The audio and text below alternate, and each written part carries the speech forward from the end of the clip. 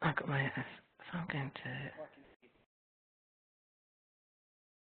Welcome to the second webinar in this series from the CILIP Information Literacy Group, all of which are focusing on our annual conference, LILAC. I'm Catherine, I'm one of the training officers for the group, and today's main presenter is Jennie Blake. She's Learning Development Manager at the University of Manchester. Jennie will be providing lots of practical advice on how to create an engaging LILAC workshop. There will be plenty of opportunity to ask questions throughout and at the end. So we're going to ask that you use the text chat feature to feed your questions through. So you should see this in the right-hand pane of your screen. Like last week, if you joined us, we have quite a few participants, so this will be the best way to manage any questions that you have. The default setting is to send your question and allow everybody to view. If you prefer not to do that and only want to send it to me, you'll see me as C. McManaman, or to CILIP WebEx, and CILIP are our host today. And then we can ask them to Jennie on your behalf. So I'll hand over to Jennie now and we can get started. Hi everyone, good afternoon. I'm so glad that you're here. So this is a slightly modified session for a workshop that I actually do deliver quite frequently that talks about how to put something together to make sure that really whatever you're delivering in terms of a workshop feels valuable both to you and to the people participating. So there will be bits where I'll have to say, this is a bit slightly modified from the face-to-face session. But I'm really looking forward to hearing what you guys think today, and I will be asking you to do a little bit. So if you have a bit of paper or something you can scribble on next to your computer, that might come in handy, or you can try it and keep a few of the requests I have just sort of in the back of your mind. I do always start all of my workshops with a question for the people participating, and the reason I do this is well, there's a few of them, but the dominant reason I do this is to make sure I understand why the people are there with me, why the participants have chosen to come that day or been sent, depending, and what they're hoping to get out of the session. And whether or not I'm going to be delivering exactly what everyone is sort of desiring and expecting, it's very helpful information to have. So we're going to sort of test our text chat right from the beginning. And if I could have everyone just suggest perhaps one reason why they're attending the webinar today. One thing you want to learn, one thing where if at 3 o'clock when we're finished you go, yes, you know, that was a valuable hour, I got something out of that. So I'll give you guys sort of 45 seconds, not even a minute, if you could let me know one thing you're hoping to get out of today.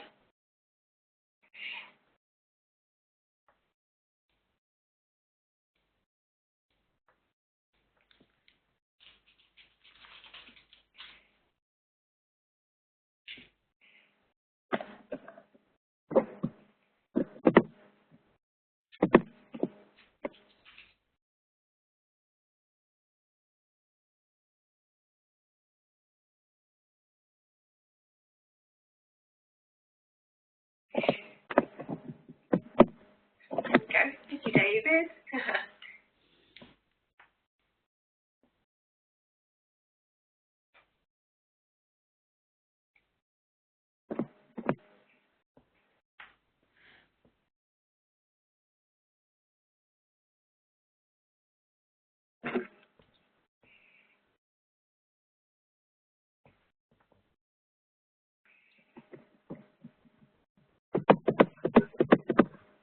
Another 10 seconds or so.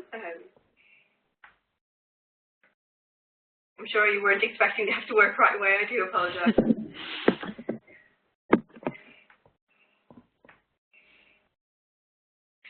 So I'm seeing some similarities here. So there's a lot of desire to make things engaging and accessible, you know, fun and interesting. And I think hopefully you'll get what you need out of today to make sure that happens. And with engagement in mind, one of the things that I think we perhaps miss is we forget that engagement is a reflective, on some level, it's a reflective process. So to feel engaged, people have to be able to think about what they're doing. And I think sometimes we put all the pressure on ourselves. So we have to be all singing or dancing and fascinating at the front of the room. But really, to be truly engaging, you have to give the participants a chance to really take part in what you're doing. So you can do that by doing things like having them help you set the agenda, let you know what they're hoping you focus on. and also by, as we'll talk about in a little bit, really carefully crafting what you're putting together. Okay? So thank you very much for that, and I'm glad to see that hopefully we'll be able to cover all that for you. Now, what I'm going to start with, because I tend to start with and do a lot of storytelling, so I'm going to start with the story. When I was in high school in the US, one of my very best friends, his father was an actual real live con man. So he was not particularly on the right side of the law, but he was a really interesting person to get to know. And he taught this group of friends what he called the 5 steps to success, which I've since found are kind of standard operating procedure if you need to get something, get your way around something. But actually, they're good ways to think about engagement and also making sure that people really understand and you put a lot of thought into what you're doing. So the first one, he always told us, was to smile, because it was very easy to get someone to smile back. And in that moment, you know, they're already thinking well of you. You're establishing a connection and a relationship, but really what that smile was sort of code for was building a community, so that your first step before you can ask anyone to do any work for you, and really if you're running an engaging workshop, people will be working quite hard, is to really make sure everyone's part of the community. And one thing I would actually, you know, hesitate to do that are kind of typical icebreakers, you know, where kind of forced to share with a stranger, or you spend 5 minutes discussing something that's not necessarily to do with what you're there for. You can build community while also focusing on the task at hand, and I think that's, you know, your first step. The second thing is to get people to say yes. So his most popular thing was to ask about the weather. I was in California, and she'd just say, "Nice day, yeah?" And everyone would be like, "Yes, it's very nice." And that trains people actually to say yes to you and to think and to participate. And what that has to do with the workshop is the first request you make of anyone in a workshop needs to be something they're comfortable doing immediately. Okay, so thinking quietly, you know, making a list perhaps, helping you set an agenda, all of those things will get them used to participating, and you'll have less of an issue with people kind of resisting and sitting back and waiting to become a part of the community. You really need to make the first step, that say yes, something that's very easy and comfortable. The next thing you should do for yourself, but really for your participants, is make them feel confident, okay? So they need to be successful. And really what that means is you need to make sure that the tasks you set, okay, and we'll talk about this in a more detail a little bit later, but the tasks you set aren't so easy that you know, they feel kind of useless or box ticky, but that they are built for success. So this is sort of, the idea is to avoid things like, you know, an impossible test or a question that no one can get correct in order to prove a point, things like that in the very early stages. Because really you want people to feel comfortable, feel successful, and then they'll be able to give more of themselves and participate more. Finally, you'll need to give something. So this might be a handout, it might be your expertise or understanding, it might just be a description of a case study, whatever it is, you need to make sure that in general in this relationship, you know, the first thing that happens is that you give a gift, and you make sure that people understand, you know, what it is that they are taking away from this. And then finally, what will happen, the final step, is you'll get what you need out of it. And this is a really important thing to be thinking about for your workshop, because I think we focus, again, so much on the people in the room and make them our you know, main focus, that actually you can shape your entire workshop around what are your learning objectives. You know, what do you need to get out of it? Is it some new ideas? Is it a chance to discuss with like-minded people an idea that you know, you've taken to a certain distance and want to take further? Is it just to watch people participate in something that you've done before? But you need to make sure you understand what you need, and that will help you fill in those tiny bits when people, you know, maybe aren't engaging at the level that you want. Okay, so those are the 5 steps to success. I really think if you had to rate them as most important, that smile and say yes, you know, building a community and making people feel comfortable are really, really important, and in fact worth spending the time on. It's so difficult because the other thing, of course, is that no matter what, and we'll discuss this very soon, no matter what, you won't have enough time to get what you need, and they won't have enough time to get everything they need. I was at ALD and HE one year and delivered a workshop, and at the very end of it, someone said, "Oh, I'm not finished," you know, as if we could make time stop. And I had to say, well, you don't have to stop just because you're leaving the room. Obviously, what you learned today and what we're discussing, the idea is, in fact, that you will keep talking about it and thinking about it and take it with you. So, in fact, you might actually aim, your objective might be to leave people, a bit hungry and a bit willing to keep discussing it over coffee or something like that. There is nothing particularly fantastic about the perfect, hour-long workshop. You might want to have a fantastic, 70-minute workshop of which you do an hour, and then you make sure people know that the conversation will still be continuing. Okay? And do make sure, as I'm going, if I speak too quickly or you're confused or anything like that, you just go ahead and ask. So now I wanted to talk to you very briefly about the steps that we go into for a workshop. And the reason I want to do this is that it helps very much, I think, to clarify in your mind where you might be in a process and to think actually about the workshop itself as a house that you're building or whatever kind of building metaphor you'd like. And this is because you need to make sure that the activity you're doing in the section or the presentation you're doing matches what your participants can achieve. All right, so the first section of a workshop at any time, hopefully what you're going to be doing is introducing and helping your participants explore an idea. And if you've got a group of people who come from a variety of backgrounds, so in My Learning Essentials, we don't level in any of the workshops we do, the program that I run. So we might have a first-year student in there with actually a new academic, both discussing academic writing. So the first section of a workshop is actually very important, because often what happens is it allows people to kind of baseline themselves, but also to share with each other and create a common vocabulary. So you need to give people this time to be introduced, to start thinking and exploring the topic. I think a lot of times when we focus on having people kind of immediately make lists or start sorting things or start creating right away, the reason you get kind of a hiccup, maybe a 5-minute, oh, everyone's having a bit of panic, but you get a lot of questions, you're running around the room trying to get everyone started, is because you haven't given that introduction exploration time. And these might be things, very quiet things, sharing with a partner, talking to the person next to you.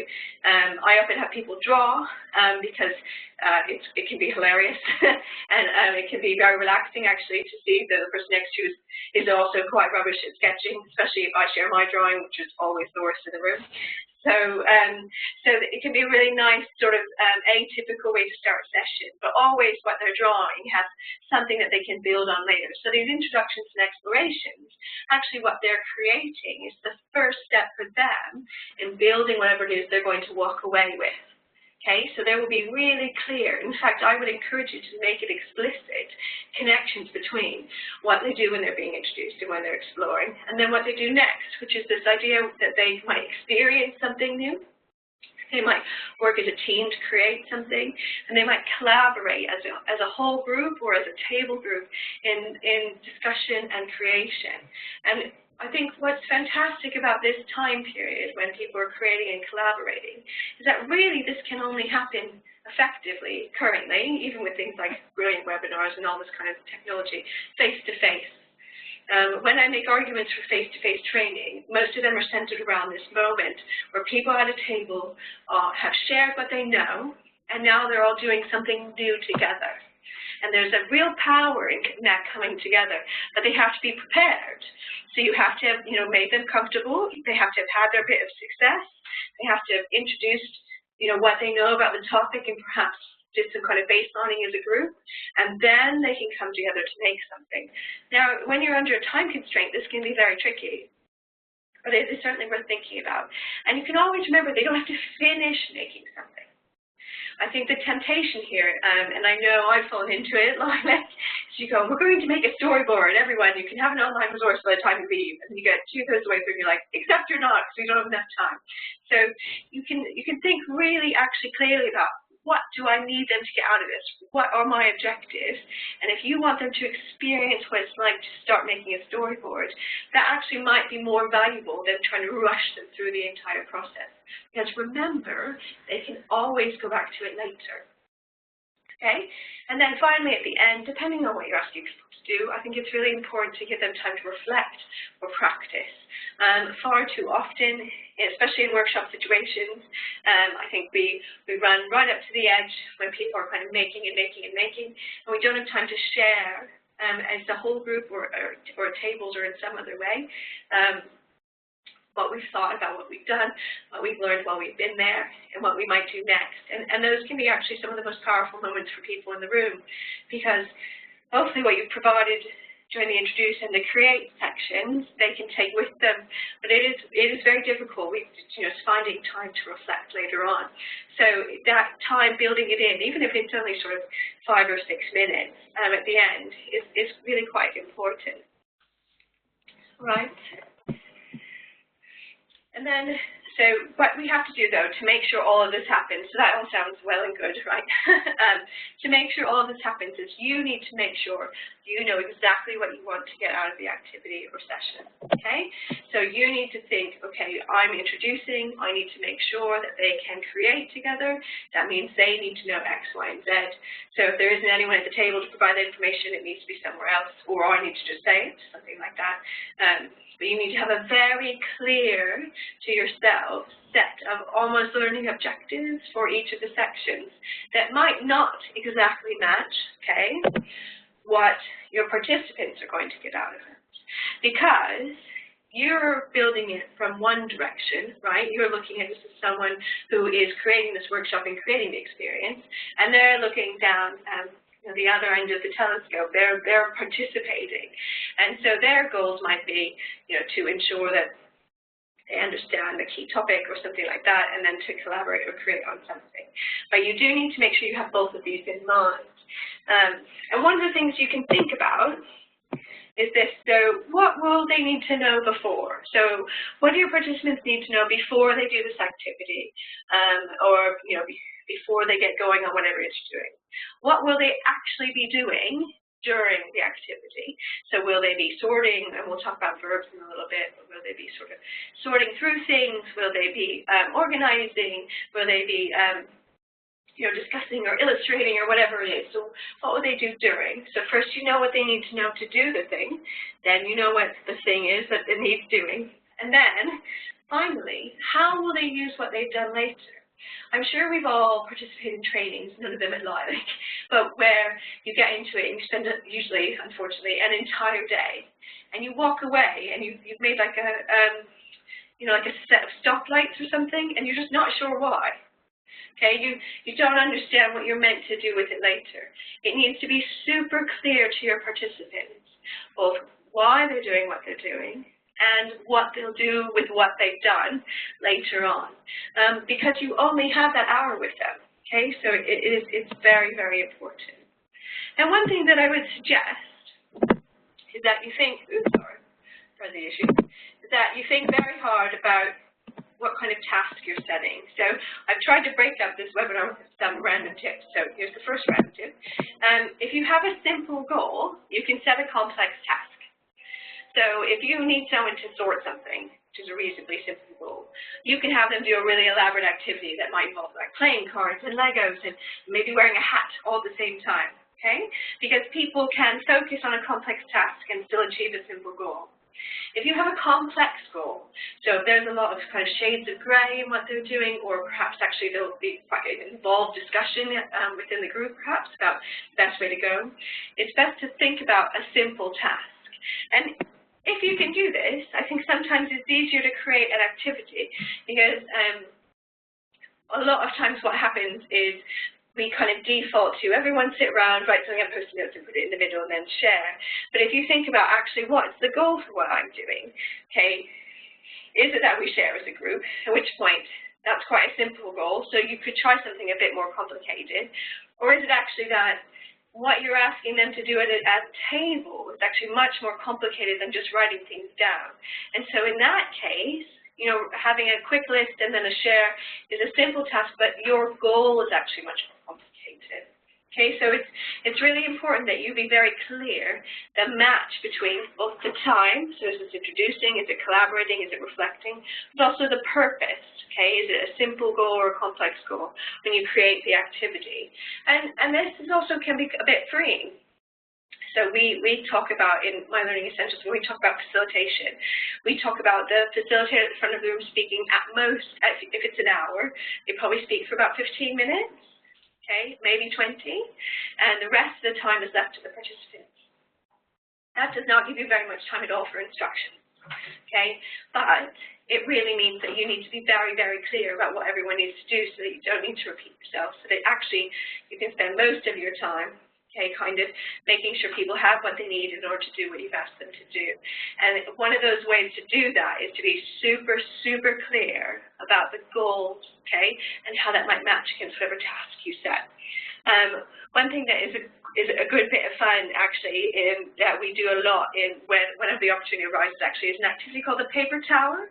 I don't know if anyone's ever done this before, but you basically hand out 5 sheets of A4, and I'm from the US, so it's 2 inches of tape, but someone can make that metric. And you give people between 7 and 11 minutes, depending on how competitive you want the room to be. And each table gets, whoever builds the tallest table for the time of assessment, so not forever, tower wins. And it's a really nice activity. It's actually very, very simple. But if you're doing any kind of team building, or in fact, if your workshop's about facilitation or time management or group work or anything, it's a very easy metaphor to fit in. Okay, it's also a really easy activity to modify. So they don't have to build a tower. It doesn't have to be paper. You know, there's a lot that's going on. But who can build the tallest is quite a simple task, but you might have quite a complicated goal for what you need to have happen during that time. It is good fun. It usually makes people laugh, and I always encourage cheating because in the end, you know, that is usually what engenders the best discussion. Is not necessarily who followed the instructions best. Okay, but what did we do with the instructions and what happened then? So the paper tower is one of those things that actually, it could be either a complex or a simple task depending on what your goals were, but it's a very flexible, very, very flexible kind of thing to do. So with that in mind, one of the things I also want to talk about is what I call the activity cycle. Okay, so we've talked about that a tiny bit already with success and things like that. But what you need to realize is that actually you might have an introduction, a collaboration and a reflect, followed by another introduction, a collaboration and a reflect. So it's not so much that your workshop will be neatly divided into 3 20-minute sections, one of each of the activity cycles, but that each activity, to be successful, okay, is going to make sure that the participants are prepared. Then they work, then they think about what they've done. And I mean, if it sounds like a learning cycle, it very much is. It's really, you're really here to facilitate learning, no matter what your topic is. And it's one of those things that you can do. And I think actually it's much easier the more deliberate you are. Okay? So the questions that I always make sure I ask myself, especially when you're going back through and you've made a plan and you're like, yes, this is fantastic, this is the best. But to sense check your activities and what you're doing, you need to make sure you ask yourself, have you prepared them for the work? So do they have what they need? Have you given them time to work? How are they going to accomplish what your goals are? One thing I would suggest, if any of you have ever attended a workshop I've done, you've probably found me doing this, I give people atypical timings. So instead of giving 10 minutes, I will give 7. Instead of giving 15, I'll give 11. Usually shorter. I might give 17 minutes instead of 20, 23 instead of 25. And the reason for that is when I was first teaching, which is a long time ago now, I participated in a study for my friend's PhD that was called really something very tedious like timed activities in a classroom setting, and involved lots of stopwatches. And basically what she found, after having about 15 of us timing things in our classrooms, was that if you give someone 5 minutes to complete an activity, they sat for the first 90 seconds or so. You know, they kind of get a pen out, they look around, they make sure someone else has started first, so they don't have to be first off, things like that. Give someone 10 minutes, they sat for the first 3. So they'll turn to their friend and ask them what they did the weekend, and, you know, because 10 minutes, our brain knows how long it is, it feels like a reasonable amount of time. If you give someone 15 minutes or more, they wait until you reminded them to start, on average. Okay, so at that point, their brain just thinks they have infinite amounts of time, and it does take actual pulling together of the room to redirect people. But if you give someone 3 minutes or 7 or 17, our brains have no immediate metric for how long that is, so they just get started. So it's a little bit of manipulation, but actually it can make a big difference in your timing. It can also be quite freeing. There's no reason activity should take 5 minutes or an introduction. I mean, I regularly write down set agenda 90 seconds. Okay, so I give myself about 30 to say we're setting the agenda. I give everyone else about a minute to let me know what the agenda is, and then we move on. So, so you need to make sure you've given them the appropriate amount of time to work. Remember, it's to work, not to finish. Okay, and then finally, have you valued their contribution? Why? Why should they give you their valuable time and effort? And sometimes I think we do forget that the people in the room are being very, very generous with their time. And the participants are being generous with their energy. And although they might be getting something from us, and hopefully they are, we are truly being gifted their time and their participation. And we need to make sure it's valuable. We've all had those professors or teachers at school who, you know, assign work and never get it back to you, or their feedback is terrible. And that is actually can be very disheartening. And so in a microcosm in your workshop, you need to make sure that either what you assign is immediately valuable, in that perhaps they will use it later, that's always good, or it will be, you know, valuable quite quickly, in that they might use it the next day, or it's, you know, immediately but sort of metaphorically valuable, in that it's made them think differently, or something like that. But you don't want people to spend time creating and be unable to use it later, and to really feel like actually they've given a lot but not gotten what they needed. I'm on a different laptop, so it's a bit funny, sorry. All right, so finally, Kylene Beers and Bob Probst are two of my very, very favorite educationalists. They're both American. Kylene Beers does a lot of work, actually they both do, in both schools and HEIs. So they do a lot of work around group work and, in fact, what they call transfer of responsibility. So for them, that's just this process that takes you from being the expert at the front of the room to the participants taking over and being able to work effectively on their own. And the nice thing about this is I think it acknowledges both the importance of the person at the front of the room, so that the fact that you do need to be there to facilitate this ever happening, but also reminds you that actually your end goal, probably, if you're doing a workshop and not a paper presentation, is that the people in the room be able to do something, so that there's a process that you go through to transfer that responsibility. And this is a lot, I mean, along the lines of the activity cycle I talk about, but a bit more sort of from the point of view of the facilitator. So the first they have that you would explain. So this is when you might be just directly, didactically transferring understanding or knowledge. You'll just tell people what you know. Then you might model. So this is when you demonstrate. This might be modeling in that you go through the process in front of someone, or you might model by showing finished, examples. We've all been there, right? If you're in a training or you do any training, or whoever in the room just goes, well, don't you have a good example? People like using examples that can be very both reassuring, but also very enlightening. Okay, so first you explain, you just take people through the process. Then you might model either the process or the product. But then you need to give people time to think. So if you were designing a set of activities around this model, right, the introduction and exploration might be the explain and model section. But then you need to think about, okay, how do I make them think together as a group, collaboratively? How do I get them sharing ideas but also creating new ones? So it's not merely kind of going around the table, okay, and sort of demonstrating that way, but also contributing and trying to come up with something new. And one thing I think is interesting is someone just asked about peer feedback. I think when you're talking about a finished product, a lot of people will feel more comfortable with your assessment than perhaps the peers, because at that point they feel like they want the expert eyes on it, they want to be marked.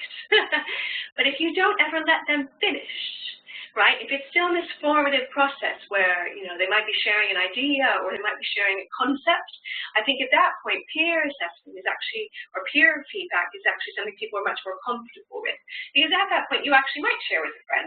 Hopefully if you publish an article in a journal or something like that, you have a set of friends who can read it for you.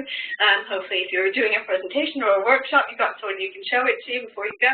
And we're more comfortable with peer feedback at that point. I think in the finished product, we are used to being assessed by the teacher, and so then you can run into some difficulty. But I think what you can do with peer feedback actually to make people feel like it's more rigorous, which is sometimes where the issue is, right? There's an illusion that there's less rigor, which may or may not be true, is you can anonymize it.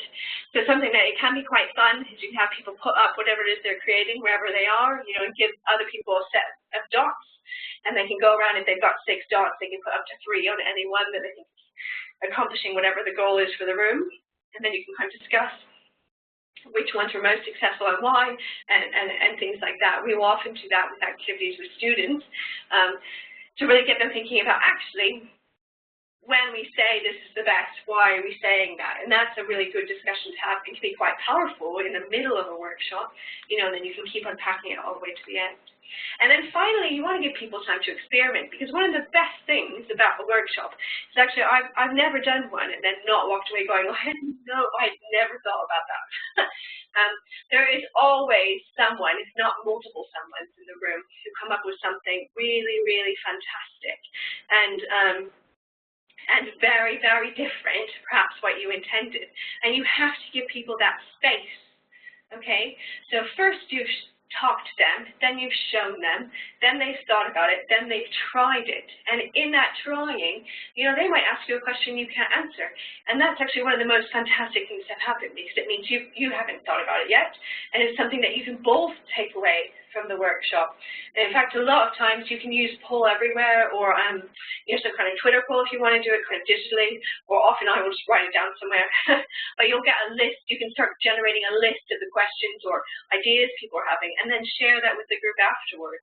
And it can be a really rich resource for everyone who is in the room with you. And it can make it still quite fun. Okay, so it can really encourage people to kind of step out there. And remember, if you've made them feel comfortable and like a community, then this kind of it feels serendipitous happenstance will actually happen more often. Because actually what you've done is designed a workshop that encourages people to think for themselves and to try new things. And although it might feel to everyone else as if it's just been fantastic, good luck to have these people in the room, you'll know that actually sort of 70% of that luck was how carefully you put together the session to make sure they were prepared to articulate, right, what they were thinking at that time. So it can be a really powerful thing that you're doing by thinking really clearly and carefully about what kind of model you might want to use to make what you've decided, remember your objectives, what you've decided you want to have happen. Right, so here's the next thing I'm going to ask you to do some work on. I'm only going to give you 90 seconds, having warned you about, and maybe even less. It's a bit weird not having any faces to gauge activities, having warned you about my funny timings. I want you to think about, you can think about either the workshop you might be doing for LILAC, or in fact any kind of activity or output or learning objective that might be connected with what you're doing. And I want you to just make a list of the desired outputs you might have. So for example, if your learning objective was participants in this session will walk away with a better understanding about how to put together a workshop. I don't know where I came up with that. Then my desired outputs would be, perhaps comfort level with several concepts or models. Next one would be ability to prioritize and sort, appropriate models for their workshop. And then finally, I might have something about creating a list of words of their own. So I'm going to give you 90 seconds. What I want you to do, okay, is think about a learning objective, right? And think about what you're trying to get out of the session, and think about 3 things that people might do. They might turn into activities, but they might just be things you're thinking about. 3 things that people might do during your workshop. Okay, so I've got some words up there. We'll talk about them in a bit, but you can use those to kind of springboard yourself. So I'm starting the timer now. Okay, everyone's got just over a minute. What 3 things you're going to get out of an objective you have or a goal for your workshop?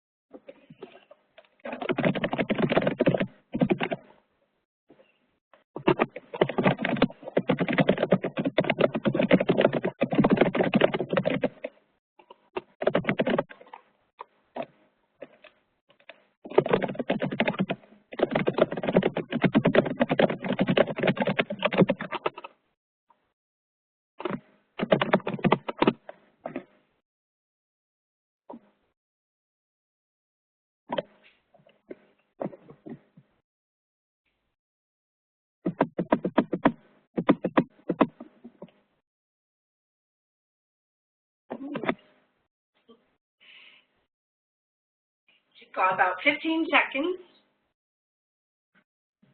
Don't worry if you don't finish. Remember, it's not about finishing.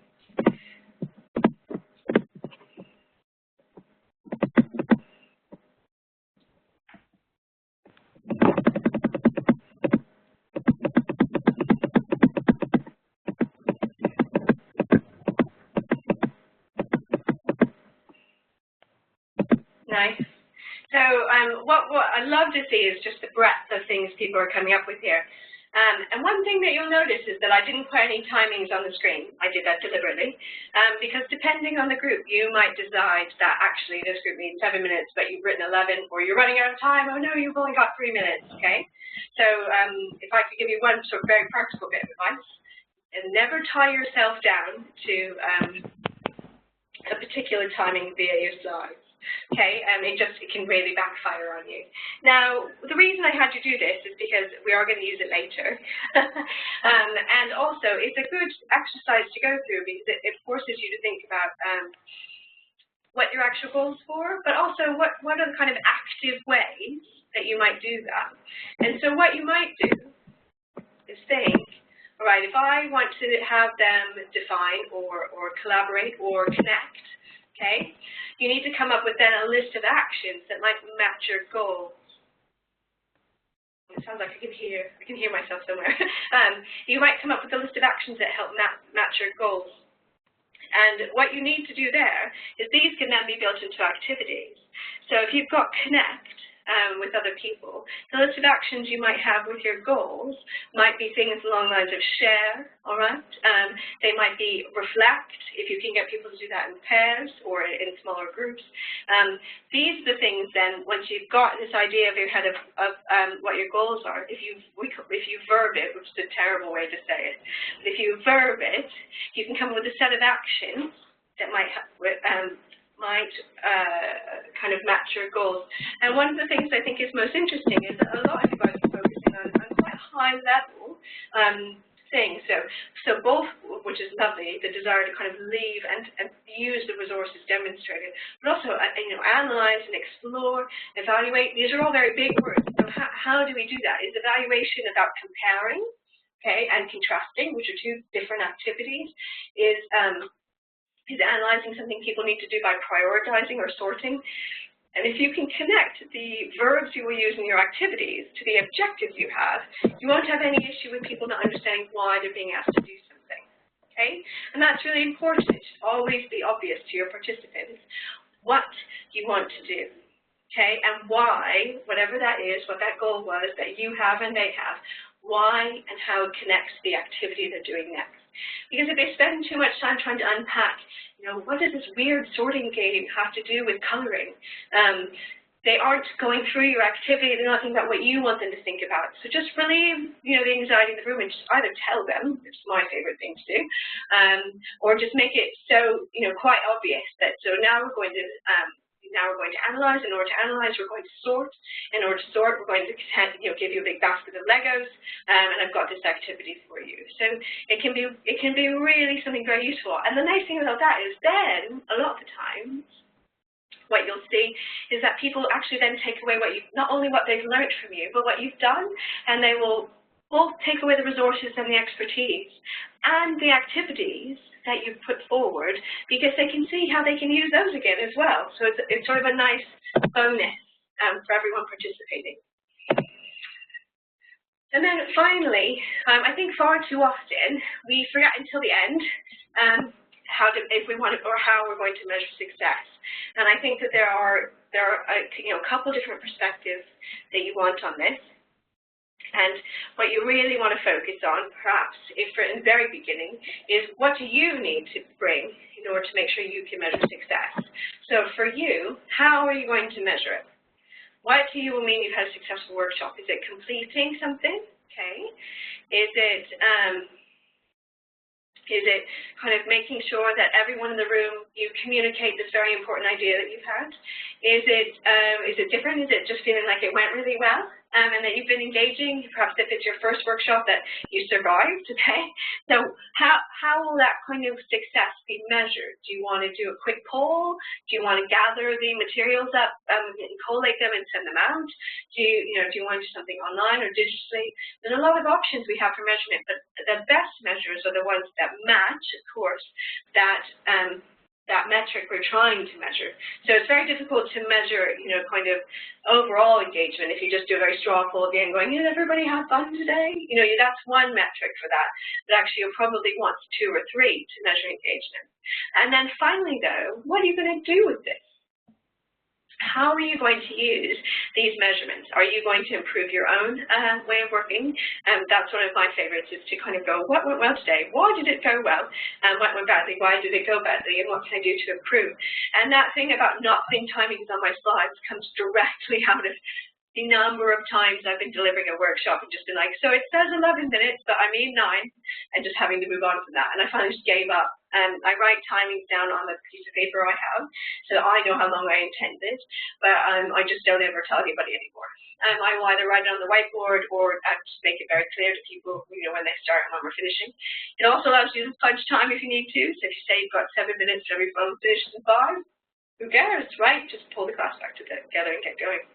So think about, what are you going to do with it? How is it going to be disseminated, either just to yourself or perhaps your colleagues, or more widely? One thing you'll see at the end of this is that actually I have some things that I'm happy to send along after most workshops that we can share with everyone. And then finally, though, how are your participants going to feel as if it was successful? Now, remember, at the beginning, I asked you today, and my second question is, what do you need to take away from today to make it feel like a success, to make it feel like it was valuable?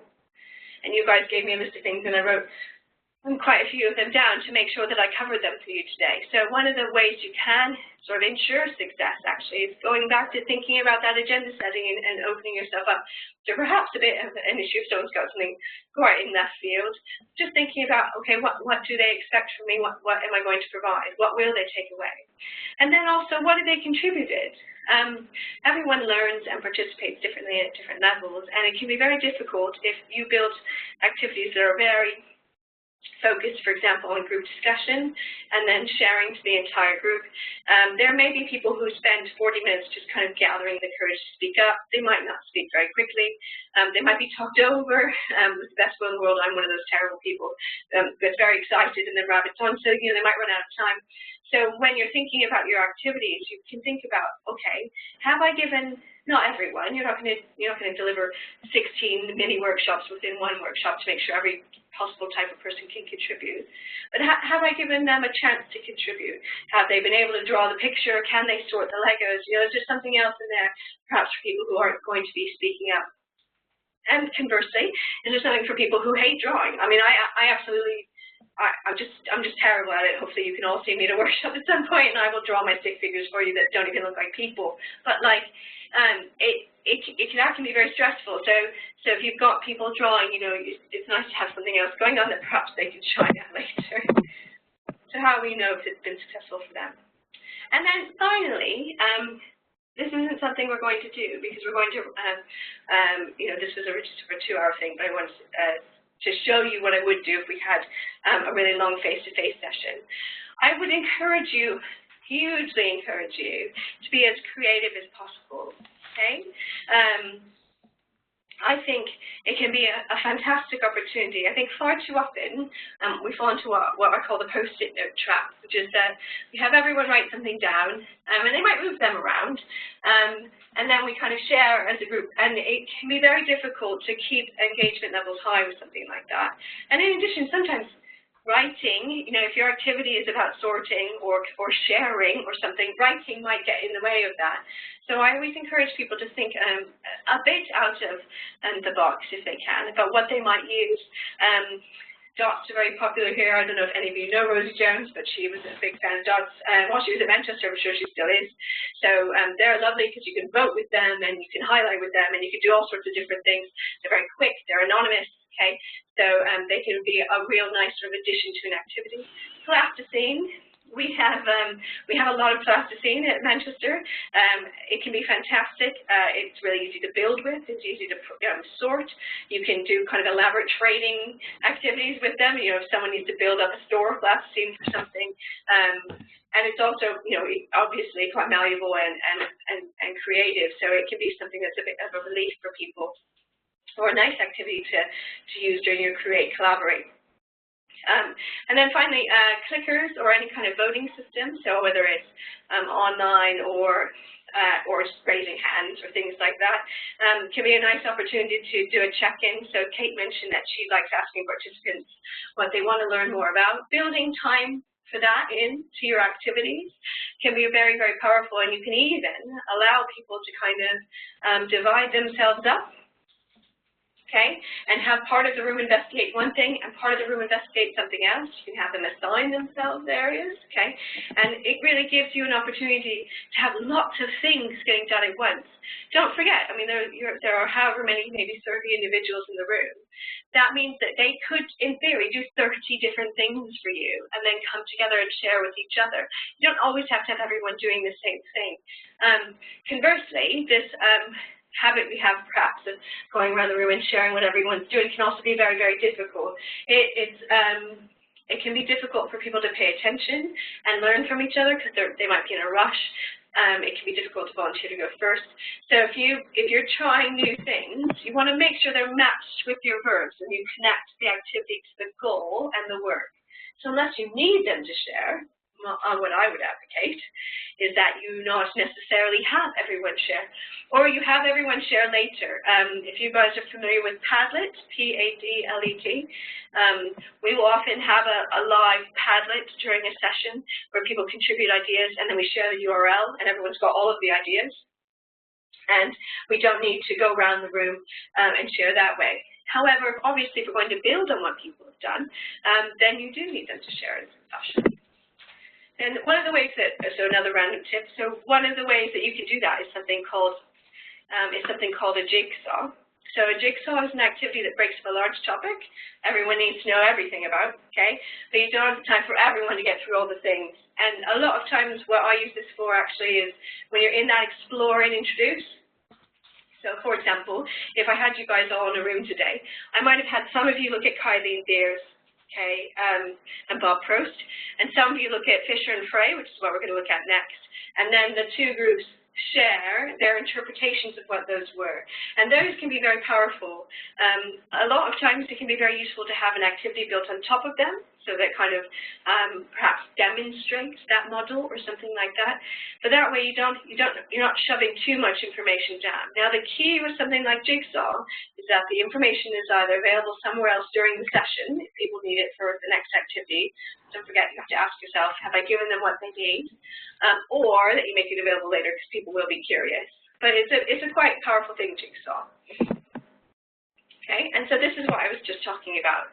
So Nancy Fisher and Douglas Frey, much along the lines of Kylie Beers and Bob Prost, do a lot about the sort of transfer of responsibility for work between a teacher or facilitator at the front of the room and a student.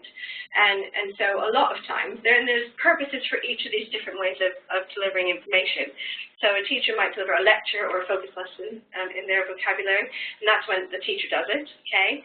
Guided instruction. So this is this tendency we might have to have people fill things in, okay, or finish something else. It's a very structured and scaffolded activity. It feels like group work, it feels like an activity, but it's not actually really the person taking control of their own learning, okay? That's we do it. So it's basically me helping you do what you need. Collaborative work. So this is what I call the sweet spot, of course, for face-to-face workshops. This is when you've given people what they need, you've introduced them to the tools, and then they do it together. So you might have done a focus lesson, you might have done a module that was with guided instructions, so people were following along, but then you allow them to collaborate. And then finally, though, your goal is to have someone be an independent learner, so they do it alone. And what I always emphasize when I share this module is Fisher and Frey don't actually mean they do it by themselves. What they really mean is they do it without the teacher, and it's that kind of alone. And they can do it by themselves, but you know, I think a lot of times when we talk about independent learning, we misemphasize this idea that someone might be solitary, a stack of library books next to them. Actually, what we mean is kind of proactive, you know, that they can take the next step on their own. Okay, so your goal is, from the first, is that you demonstrate it, people practice it, then they do it, and then finally they could do it by themselves. You know, they could take that next step on their own if they needed to. And then, finally, okay, what was the point of it all? So hopefully today, we built from activity to activity. So first I had to do the agenda and think about what your goals were. Then we took some of those goals and you created a list of verbs from them, okay? Then hopefully what you're going to do finally is walk away with something. So you've got that list of goals, you've got these resources, and that is your reward for today. And so hopefully that you're thinking that was a useful thing to do. What's really important is that I feel like I can you know, honestly say, when I put this webinar together and when I put this workshop together, that these are things that I was actively thinking about. We do often conflate, you know, our goals for content, which is one thing, with our goals for the activities, which is something else. You might have content you have to deliver, and that might be best delivered in a very didactic, you know, fashion. Sometimes you just need to get through some stuff. But wherever possible, it's always good to let the activity, okay, or the skill take center stage and then feed the content through that. So if you can, without having to tell everyone, you know, get someone to learn something, I think that you're in a much more powerful place, because actually you've got two things going on at the same time. You know, for those of you who have goals like sharing with others or making contact with another attendee or walking away with something, every time you're talking, you're blocking a bit of those goals, because, you know, you're still that person at the front of the room. It's still you doing it. As soon as you can take a step back and have people collaborate and explore on their own and create, and then obviously reflect and perhaps practice depending on what they're doing, that's when you'll see, you know, the most success in a workshop situation. You've all chosen to do, well, hopefully, you've all chosen to do a workshop because you think that is the best venue for what you're trying to get across. So it behooves us then to think about, okay, how do we make this the best we can? And then one thing I'll promise you is that if you do want more, please just say hi on Twitter. I have probably the world's most bizarre Twitter stream in that I talk about horses, books, and teaching in probably equal measure, with some politics mixed in now because I am American and it's a bit embarrassing this year. So, but I'm very active on Twitter and I'm very easy to find. Please do check out my Learning Essentials at Manchester. Everything we have is Creative Commons license for use, repurpose with attribution. That includes our workshop plans. So if you see anything there you're interested in, if you just get in contact with me or the team, we will send you all the things. And you can literally have the source files for our online resources if you didn't know already. I also have a Library Thing library. So Library Thing is I've been a member since like 2004, I think, but it's basically an online library management system. So I was clearly meant to work at Manchester. But this is a list of teaching books that we have in the teaching room or the training room at Manchester. A lot of them came from my personal collection, some of them we've bought since. And then we have a Digo list of lots of different links about operational plans, workshop plans, if you wanted a sample workshop plan, and those are all things that we can share with the group as well. So we've got about 5 minutes.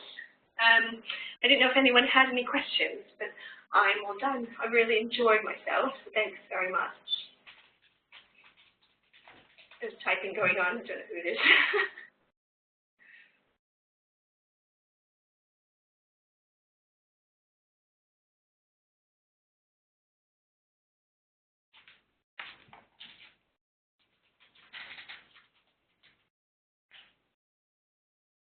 Oh, and then I guess one final tip: if you can let people leave early, you know, ending 5 minutes early isn't bad.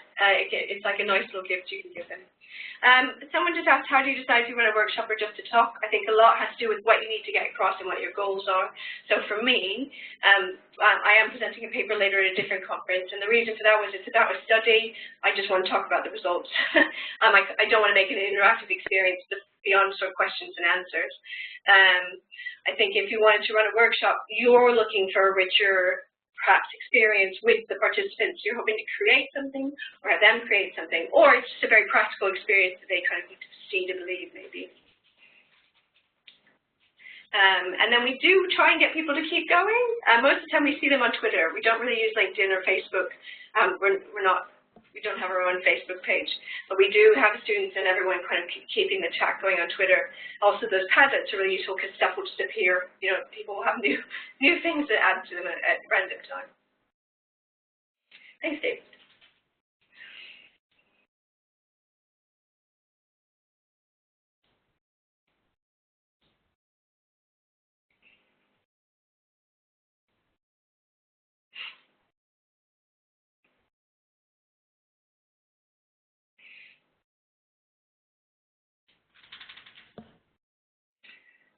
No, we don't usually hashtag, but we do at Emily Manchester everything. So. Oh, thanks, Lucas.